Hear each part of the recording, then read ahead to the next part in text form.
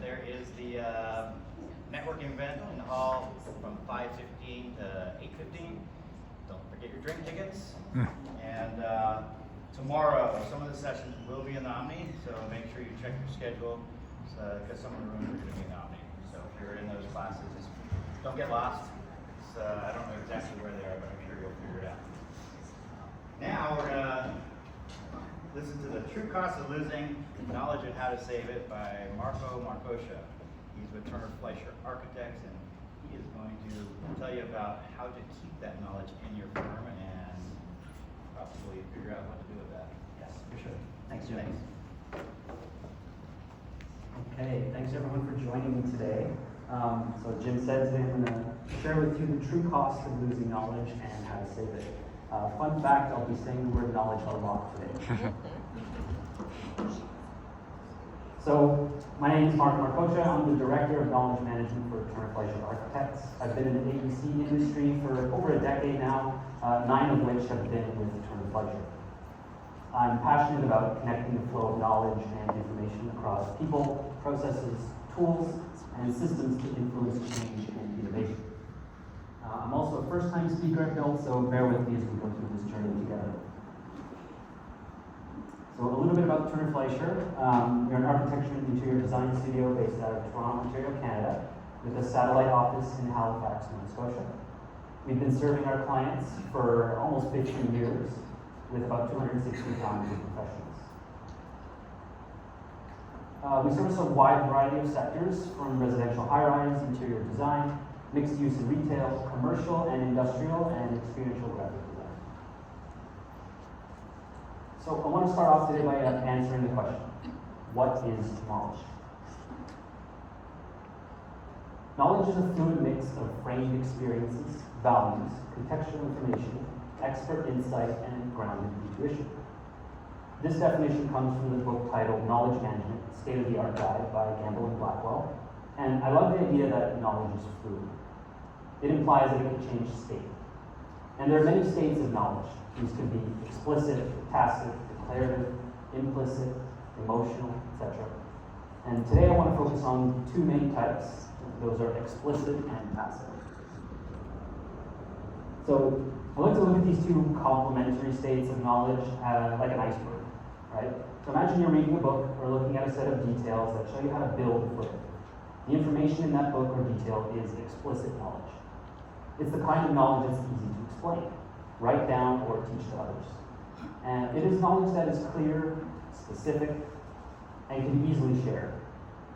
It's like reading a recipe to bake cookies, or following a set of instructions to assemble a model kit.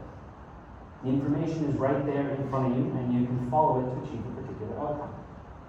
Explicit knowledge can be found in handover documents, data, organizational policies or directives, research, evaluation reports, and other forms of written or recorded information. It's like learning from a textbook or an online tutorial, where the steps or facts are clearly spelled out for you. You could think of it as knowledge that can be easily put into words or shared in a straightforward manner.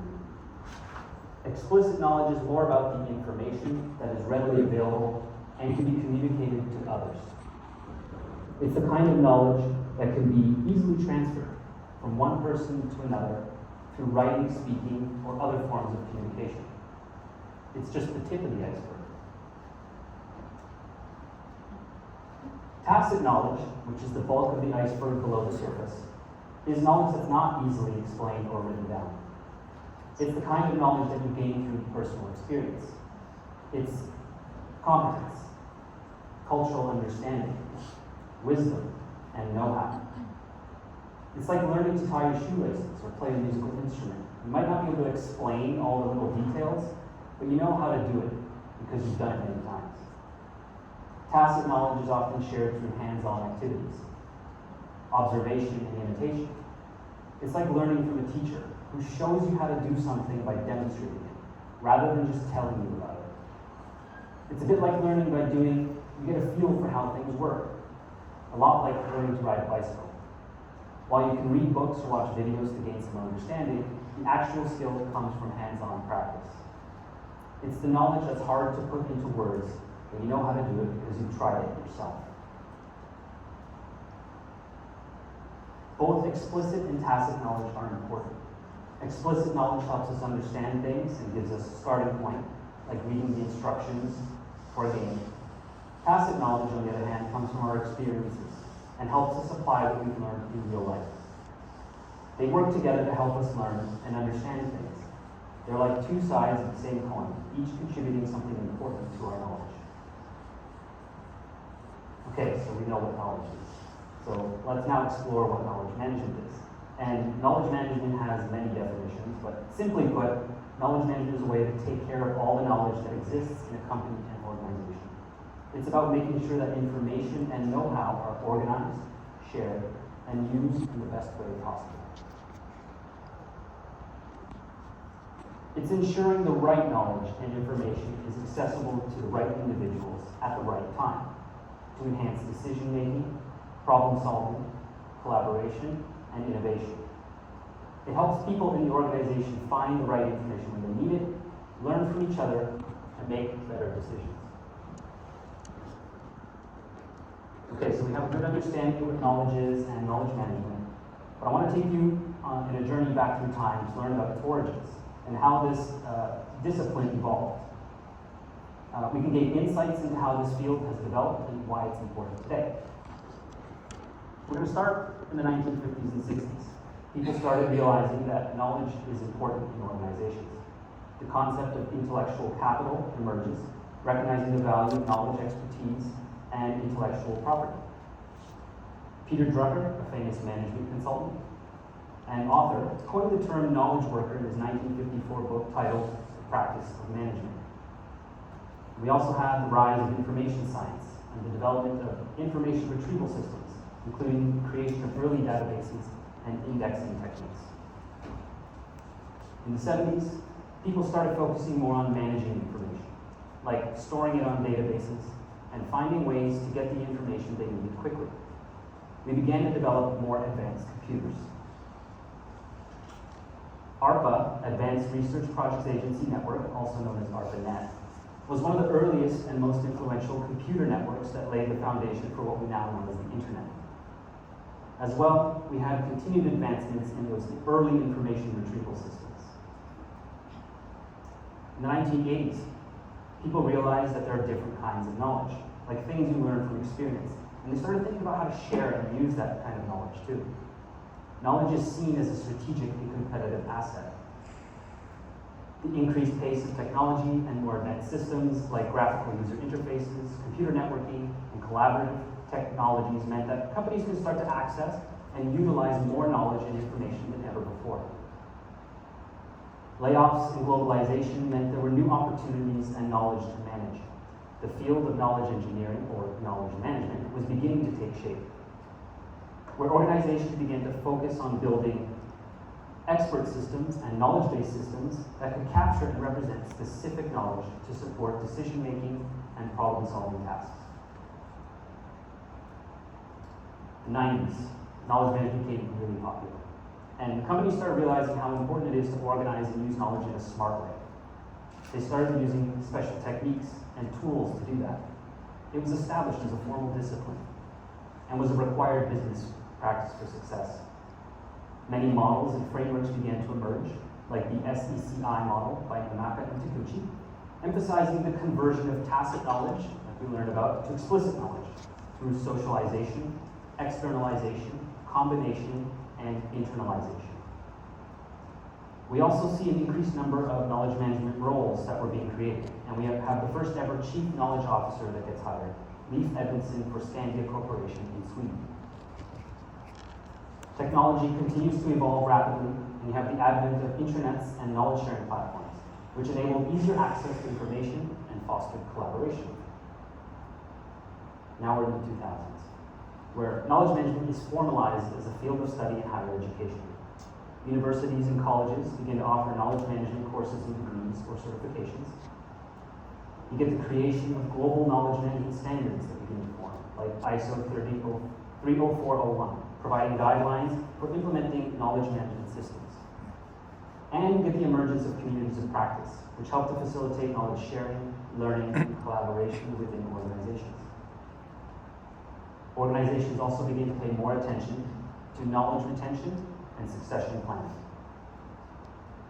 In the 2010s, we focused more on big data and analytics, allowing organizations to extract insights and make data-driven decisions.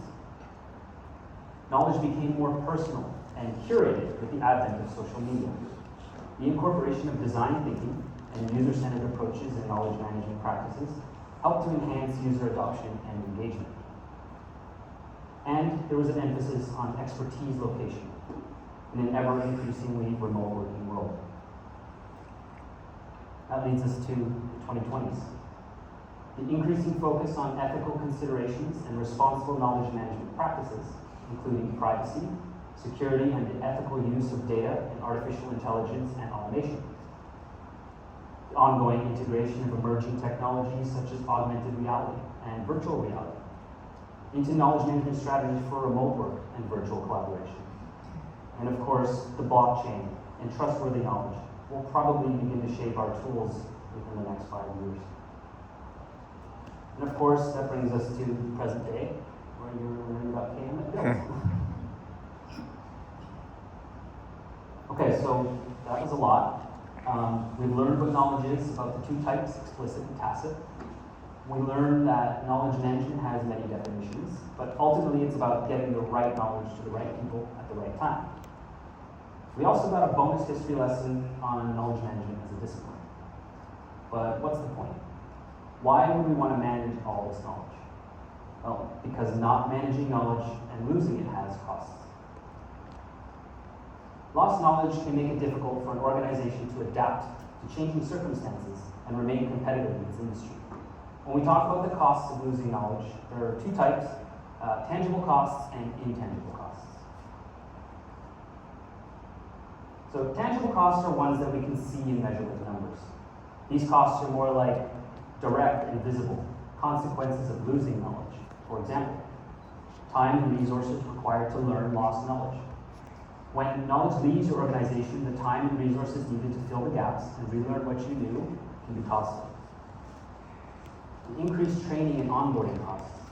Training and onboarding new staff can be time-consuming and expensive, particularly if specialized skills are required. The cost of training and mentoring and knowledge transfer can significantly impact an organization's budget. Knowledge loss can lead to missed business opportunities.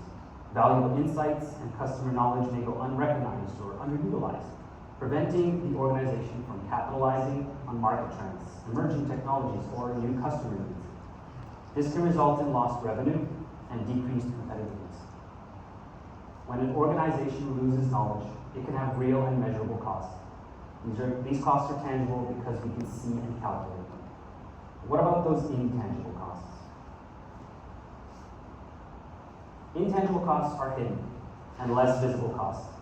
They are more about feelings and effects that losing knowledge can have on an organization.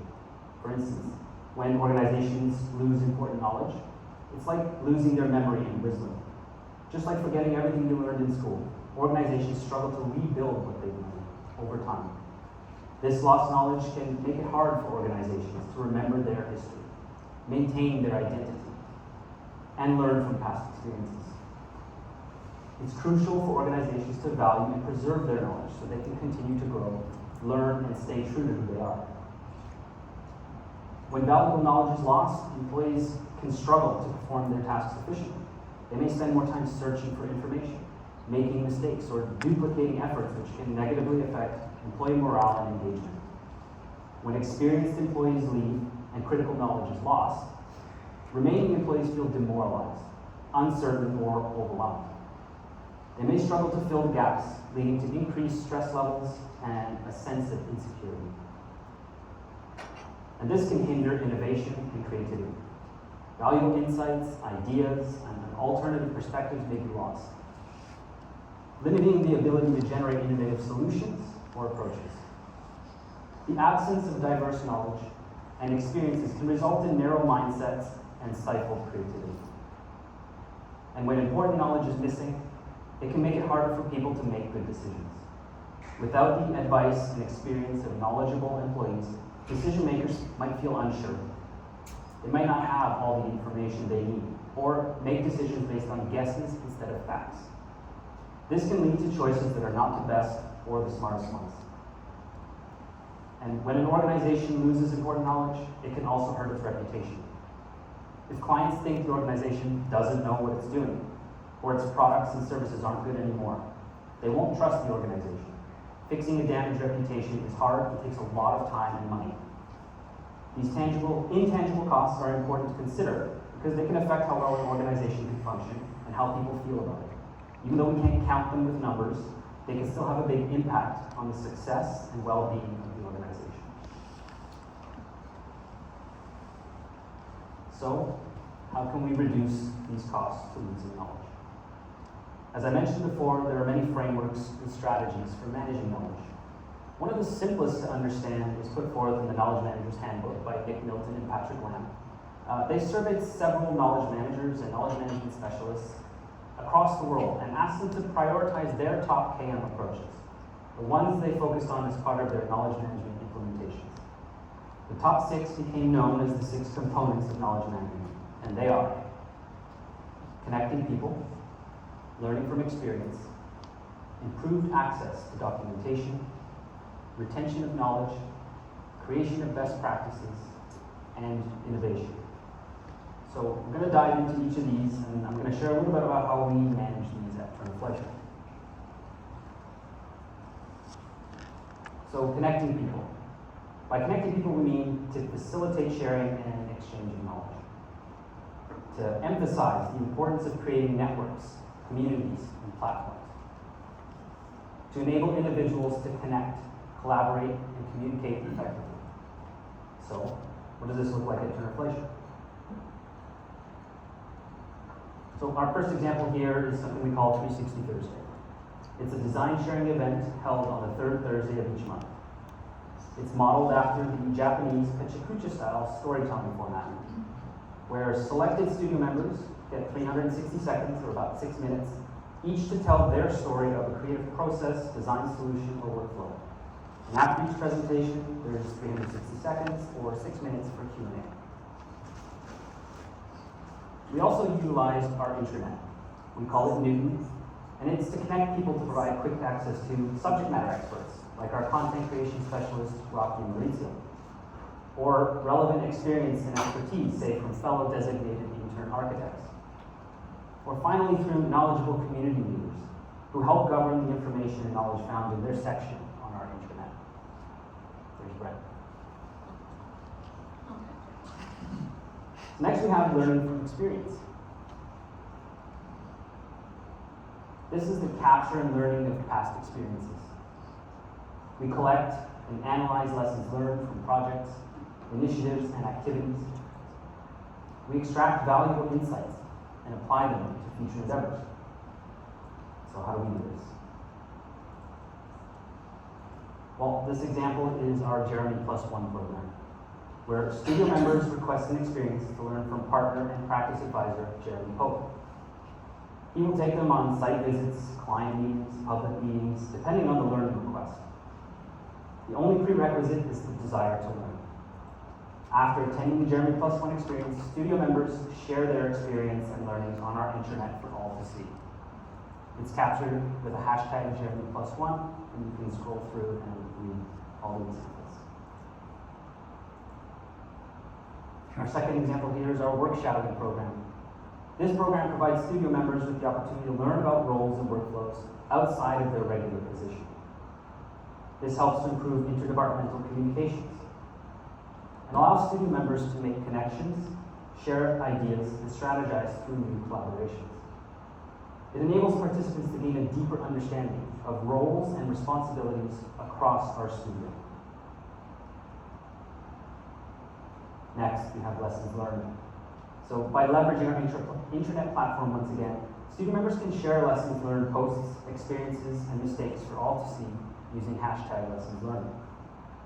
These lessons get incorporated into revised workflows and processes.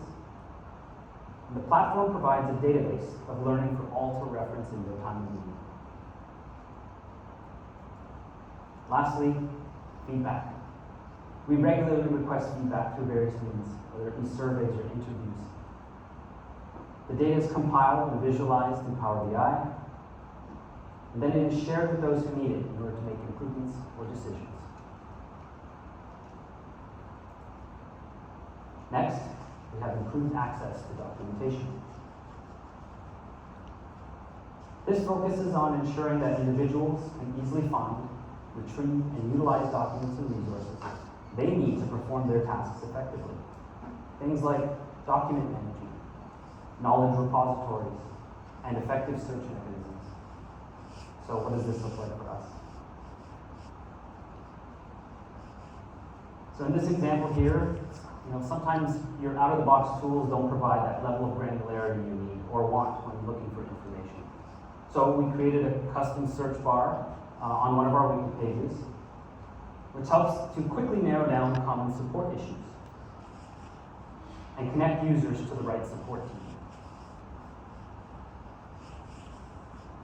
The next one is just simply having an intranet platform. Ours is a platform Synthesis, which we call Newton. Synthesis is a social intranet and content management system provided by Knowledge Architecture. It is our source of truth for published information and knowledge. It's organized and managed, and it's easy to navigate and search for what you need. And lastly, we utilize SharePoint, everyone's favorite Microsoft tool. SharePoint is our repository for WIP, or work in progress. It allows for simultaneous collaboration on files and allows us to create automated workflows. So in this example, we created a simple purchase order system using a SharePoint list that allows select studio members to enter POs for approval by our CFO and directors before going off to the finance department. Next, we have retention of knowledge.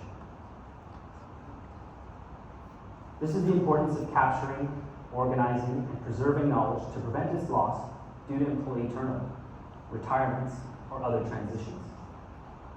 This involves practices such as knowledge capture, documentation, and knowledge transfer initiatives. So, how do we do this at Turner Leisure? One method is via our TF Academy. It's a dedicated learning program established since 2015, where students can enroll in various courses, workshops, and electives, and learn about many topics, from all things architecture to health and wellness. It provides multi-generational teaching. For example, a practice advisor with 30+ years of experience can share their knowledge on topics like risk management and the project lifecycle to less experienced studio members, and conversely, those less experienced studio members can share their knowledge on emerging technologies and more efficient workflows to the rest of the studio. The platform also provides a variety of learning experiences and modalities, like hands-on learning through workshops, traditional lecture-style courses, or active learning via walking tours and site visits, all of which help in the retention of knowledge. Another example is through strategic process and workflow documentation. We capture tacit knowledge and information from subject matter experts through a series of meetings and interviews. We visualize it using software like Xmind or Microsoft Visio, and we organize it and document it into wiki pages on our intranet for all to see. Next, creation of best practices. So this involves identifying, documenting, promoting the effective approaches, processes, and methods that have proven to deliver desirable outcomes. Things like benchmarking, capturing lessons learned, and promoting knowledge sharing. So what does this look like for us? Well, one of our examples is by, again, utilizing the social part of our social intranet platform and sharing best practice posts, which makes it visible to all. The studio members take time, similar to lessons learned, to share them. They're searchable using the hashtag best practices, and they're evolving. As new knowledge comes up, you can see the history play out across the feed. Another way is by utilizing department guidelines. We capture and share department-specific standards, best practices, and workflows. They're created by the teams for the teams. like our reference drawing matrix, which we have reference drawing sets that are maintained and uploaded by teams in collaboration with our digital practice department. So you always get the latest and greatest standards and sets to reference for your next project. Lastly, we have innovation. So leveraging knowledge and insights to drive creativity, problem solving, and the development of new ideas. When we create an environment that encourages exploration, experimentation, and the exchange of diverse perspectives, you allow innovation to thrive. So how do we do this at Inflation? Well, for us, innovation was about enhancing the user experience. So if you attended Brent's class yesterday, you would have learned all about our custom forms. In a nutshell, these forms replace those ad hoc, random emails, outdated fillable PDFs, which lock data down, and allow us to streamline data collection and create automations and workflows to make things easier and more efficient. So again, from Brett's presentation, we went through a sweeping series of creating forms and custom workflows to make things more efficient. Then we leveraged all that data through the power of dashboards in Power BI. Data is visualized and insights can be gleaned, like our TF Academy feedback or class registration and enrollment lists. They provide real-time monitoring and analytics, like our project stats aimed at designers and technologists, or project financial dashboards for project managers. This allows for self-service business intelligence, as we encourage our PMs and studio members to view the dashboards and make data-driven decisions. Lastly, we're looking at streamlining our project trackers across the studio. Many departments and teams have created project trackers to help manage the constant flow and changes at the project level. We're consolidating those requirements across teams and departments and streamlining the source of the data, which will enhance the knowledge sharing and collaboration across the studio and lessen the amount of duplicate entry into these separate trackers, which allows us to standardize and improve the process. So, how do we do all this? I'm going to take you back again to 2015. Our CEO, Ellen, was attending Autodesk University, and she discovered a company called Knowledge Architecture. And they were talking about their social internet platform for architects and engineers called Synthesis. She had been looking for something like this platform for quite some time, and was excited at the prospect of centralizing and organizing our collective knowledge in a growing studio. So in 2016, after we signed our contract with Knowledge Architecture, we began working on documenting and codifying much of that knowledge that was across the organization. We created over 450 brand new wiki pages and knowledge assets, most of which had been previously either in people's heads or stuck in poorly maintained project folders or staff folders or books and binders at people's desks. In 2017, we launched our new internet platform and called it Newton, which changed the way we fundamentally work and communicate across our studio. In 2018, Ellen, our CEO, attended and spoke at the KA Connect conference, which is an annual knowledge management conference for the AEC industry. Here, we were able to connect with other knowledge managers and share experiences, strategies, and learn how to better manage our collective knowledge.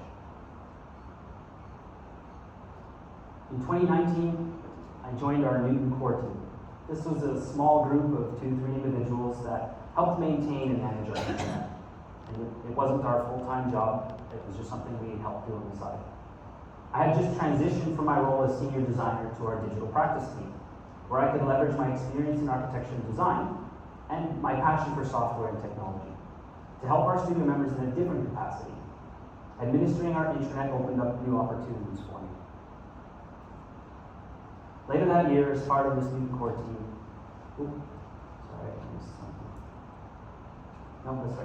Later that year, as part of this new core team, I was able to attend my first KA Connect, where I was exposed to the world of knowledge management for the first time. I met like-minded individuals who had similar roles to me, who were trying to organize and manage the flow of knowledge in their organizations. Shortly after that, Kayla, a former project coordinator in our commercial industrial department, had an interest in helping maintain our internet, and she joined our new core team. Kayla has a technical background in geography and GIS and a passion for connecting people and knowledge. She focuses on ensuring content on our intranet is up to date. She runs our 360 Thursday events with our design director, Kayla, and much more. Not too long after that, I was promoted as Turner Fleischer's first ever knowledge manager. In this new role, I was tasked with leading knowledge management initiatives and strategies across the studio. In 2020, during the pandemic, we took opportunity to rebrand our intranet, making it more modern and enticing to use for our studio members in a time when staying connected and up to date mattered most. We heavily relied on our intranet during this time for studio-wide communication and knowledge sharing. In 2021, Kayla and I joined forces to form our first ever knowledge management department. I was promoted to manager, and Kayla transitioned from the role of project coordinator to be our first ever knowledge management specialist. She was now focusing 100% of her time to improving knowledge capture and content across the studio with me. Last year, 2022, I was promoted to director. In this role, I get the opportunity to connect with members of leadership, to strategize our knowledge management efforts, and have more impactful change across our studio. Earlier this year, we added our learning and development lead, Nihar, who brings with her a wealth of experience and education in learning and development, including a master's degree in adult learning. She runs our various learning programs and initiatives across the studio like TF Academy. We also brought in Kylie, our social impact strategist. Kylie, a former project coordinator, drives opportunities to support our vision of social impact and sustainability within our studio and community. She focuses on extensive research, relationship development, education, and community outreach. And lastly, only just 3 months ago, we brought on Tara as our first ever learning coordinator. Tara is a recent graduate with her master's degree in adult learning and works with our team to administer the various learning programs we have. Together, we form our KM department. It's amazing to have such a wonderful growing team. What started with just one small team, one dedicated role, expanded to a full department, 5 people dedicated to managing knowledge and learning and development within our studio. However, none of this could be done without the support from leadership and, of course, the rest of our studio members. Together, we get to recognize and address the true costs associated with knowledge loss. Together, we implement strategies and initiatives to foster knowledge retention, encourage continuous learning, and cultivate a culture that values knowledge sharing and collaboration. And together, we can mitigate the tangible and intangible costs and create a knowledge-rich environment that supports long-term success.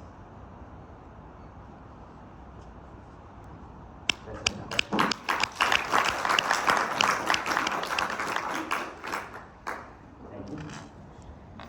Questions? Yeah. So you've made a pretty big investment in this, it looks like. How do you quantify the return on that investment? We don't. Okay. Not through numbers. So, yeah, so how do we quantify the return on investment? Basically, we don't count it, right? We look at numbers, but we're dedicated to that knowledge sharing, creating that culture of knowledge sharing. That's what's more important, right? And we're seeing that value in our projects. We're seeing that value in the creation of best practices. We're seeing that value in the knowledge we're learning across our projects, and that's kind of where we're focused. Yeah. What's the ratio of the knowledge management department to the rest of the firm? How many total people do you have? So we have 5 currently. Our studio has just under 260 people. Yeah. There's 2 individuals that focus on training, Okay. and they don't have a background in the project work that your company does. So how does that work? So, yeah, we do collaborate with project managers, project coordinators. We work with our digital practice department who does have a background in it. So they're bringing that adult learning experience, and the other members of the team are bringing that project level experience, and together they help create those programs. Yeah. What percentage of the total the company participate in each program? So our TF Academy has about 75% of people who sign up and attend, which is pretty good. Work shadowing is limited, it's selected, so we do usually try to do 1 or 2 a year. We get a lot of signups, but there's only 4 that are chosen. Other initiatives like Jeremy Plus One happen ad hoc. They can be weekly, they can be monthly, but they're pretty steady and they're pretty popular. 360 Thursday happens once a month, and people attend. We get 4 groups that sign up. They're selected and present their presentations, but we have a lot of people who just sign up on their own time to watch. So it's pretty involved. Yeah. Are all your training offerings in person, or do you do a combination of hybrid? Or? So we were all in person up until the pandemic, and we went completely to Zoom. Now we have kind of a hybrid approach as we're starting to come back. Many of them are still on Zoom, some of them are being offered in person, and we're trying to figure out what's that right ratio to bring back. Has its effectiveness changed with hybrid, or have you guys been able to overcome some of the hybrid? We were able to overcome, everyone still attends. Yeah. How do you manage people's workload in terms of having the time to finish their deadlines or project work, but then attending all of those university courses? So our classes are usually held either at 8 a.m. till about 9:30, or from 5:30 to 7, and then we have lunch sessions. It's volunteer, so people sign up on their own. They're willing to do it. If some classes might run early, like a walking tour, where you'll leave at 3 o'clock, again, it's voluntary, so people adjust their schedules to suit because they want to be there to learn. Do you have people sign up and maybe don't show up because they're PM? Yeah, of course, if you sign up and you can't make it, you get some people who drop off, and then we'll offer and say, hey, we've got openings, and then is anyone else interested? And we'll usually fill those spots.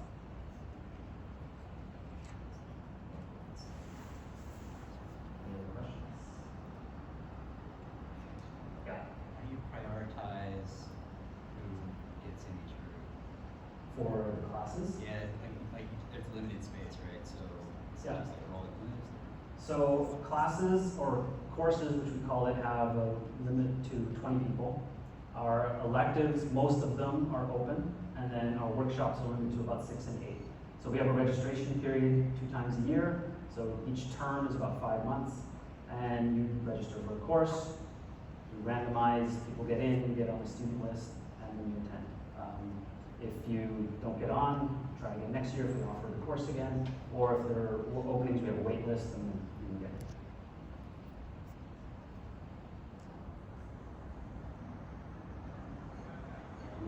Yes. How do you tie architecture practice type knowledge with maybe design technology knowledge? So we have, again, I'll use our TF Academy as a good example. So we have a number of practice advisors, partners, they're instructors in our academy, and they bring that architectural background, and they're teaching people. We also have our digital practice teams who offer courses and classes that are more design technology focused, Revit courses, content creation, stuff like that. So there's a mix of different types of learning.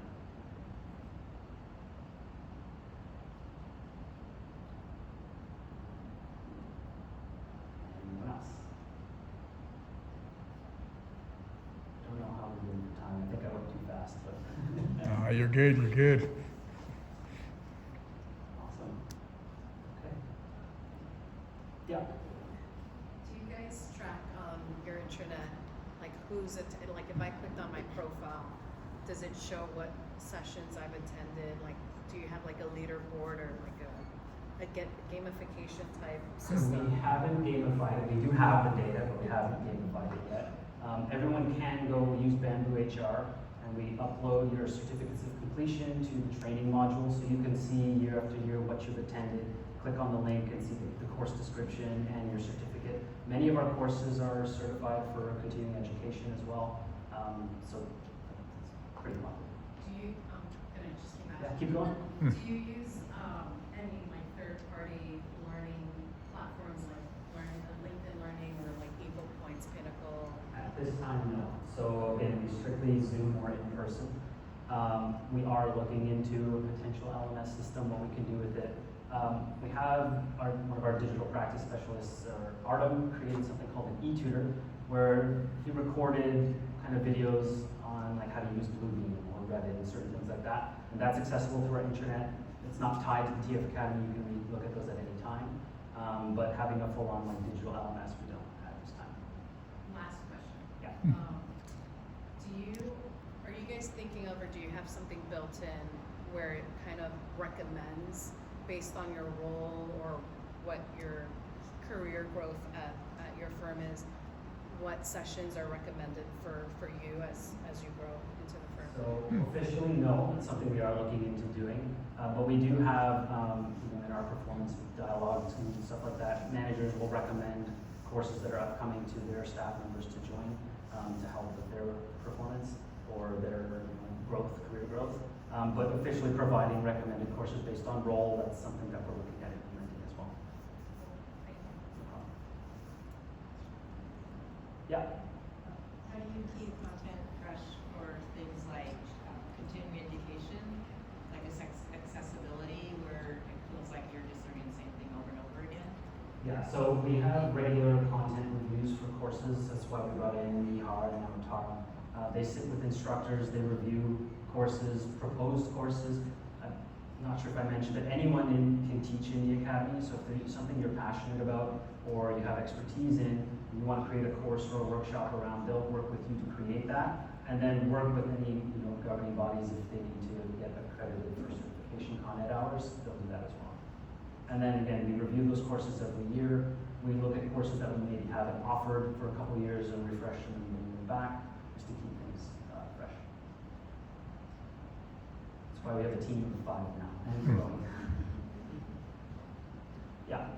Do you know how much it costs to like implement synthesis, or is it how's that work? I actually don't know. It is a. Would you know? Right? I've never seen any invoice for it, so I'm not sure. I don't. I'm sure we pay. We do. I don't actually know. You know. I could look it up. Yeah, I'm actually not sure. Sorry. It is an awesome platform, and again, like I said, it was a game changer for us to centralize that knowledge, and that kind of kick-started this, right?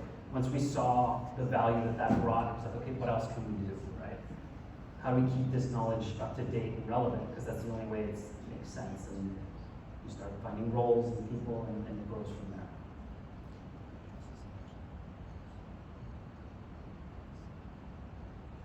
Any other questions? Awesome. Thank you for joining me today and learning about this. I appreciate you. And take care.